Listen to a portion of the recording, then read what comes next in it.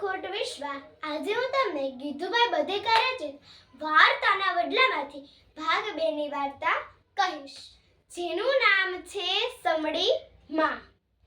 એક જેઠાલાલ હતો. એના હાથે એક ગુમડું થયું. જેઠાલાલ રોજ વૈદ પાસે જાય અને દવા કરે, પણ કેમ કરીને ગુમડું ફૂટે નહીં. એકવાર જેઠાલાલ વૈદ પાસે જતો હતો. એને રસ્તામાં એક સમડી મળી. સમડી કહે, જેઠાભાઈ, આ તમારા હાથે શું થયું છે? જેઠાલાલ કહે, જુઓ ને બહેન, ગુમડું થયું છે, પાકતોય નથી, ફૂટતોય નથી, શું કરું? સમડી કહે, એમાં તે શું છે, હું ફોડી આપું છું, પણ એમાંથી જે કંઈ નીકળે એ મારું. જેઠાલાલ તો વિચારમાં પડી ગયો. વળી એમાંથી શું નીકળશે? પાક નીકળશે અને પરું નીકળશે, એમાં કઈ સમડી ખાટી જશે નહીં. એવું વિચારીને જેઠાલાલ કહે, ઠીક છે, જે નીકળે એ તમારું, પણ એકવાર મારું દુઃખ મટાડો. સમડીએ તો જટદારાની ચાંચ નાખી અને ગુમડું ફોડી નાખ્યું. તો એમાંથી તો એક રૂપાળી એવી દીકરી બહાર નીકળી. દીકરી દેતા જેઠાલાલનો જીવ તો ન ચાલ્યો, પણ શું કરવું?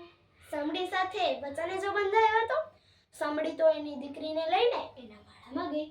સમડીએ દીકરીનું નામ રાખ્યું ચુટકી.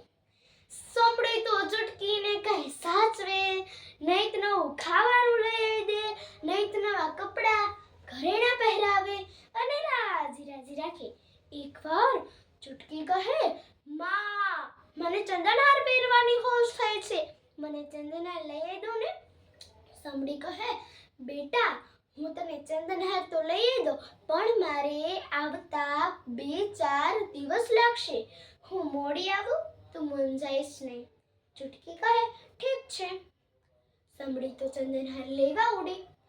1 દિવસ થયો, 2 દિવસ થયા, 3 દિવસ થયા, પણ ક્યાંય ચંદનહાર હાથ ન આવે.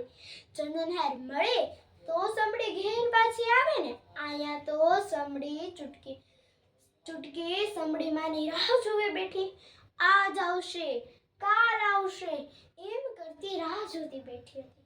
ત્યાં તો રાજાનો કુંવર શિકારી નીકળ્યો. એ માળા પાસે આવ્યો અને ચુટકીને જોઈને રાજી થઈ ગયો. ચુટકીને એના મહેલે લઈ ગયો.